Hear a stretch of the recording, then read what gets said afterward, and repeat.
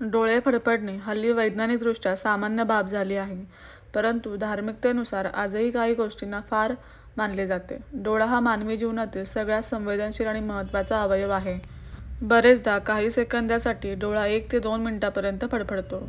डोळा फडफडणे यामागे शुभ किंवा अशुभ कारणे जोडली जातात. वास्तुशास्त्रानुसार डोळे फडफडल्याने शुभ आणि अशुभ असे दोन्ही प्रकारचे संकेत मिळतात. वास्तूनुसार तुमचा कोणता डोळा फडफडतो यावर अनेक गोष्टी अवलंबून असतात.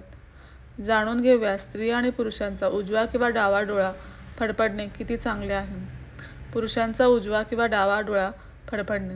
वास्तुशास्त्रानुसार पुरुषांचा उजवा डोळा फडफडणे शुभ मानले जाते. जर एखाद्या पुरुषाचा उजवा डोळा फडफडत असेल तर लवकरच त्याला आनंदाची बातमी मिळण्याचे संकेत असतात. तसेच आर्थिक लाभ मित्राला भेटण्याचे संकेत किंवा कामात यश हे देखील लक्षण असू शकते. तर पुरुषांचा डावा डोळा फडफडणे अशुभ मानले जाते. यामुळे वाद, अतिरिक्त खर्च किंवा कामात अडथळे येण्याचे लक्षण मानले जाते. तसेच कुटुंबातील कोणाशीही मतभेद होऊ शकतात. स्त्रियांचा उजवा किंवा डावा डोळा फडफडणे. स्त्रियांचा डावा डोळा फडफडणे शुभ मानले जाते.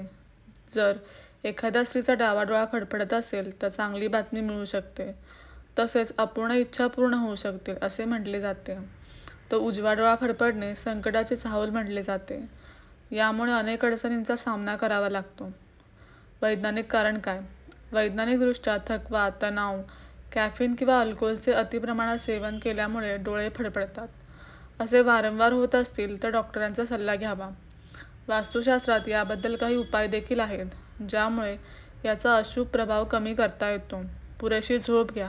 तणाव टाळल्याने हे बरे होते.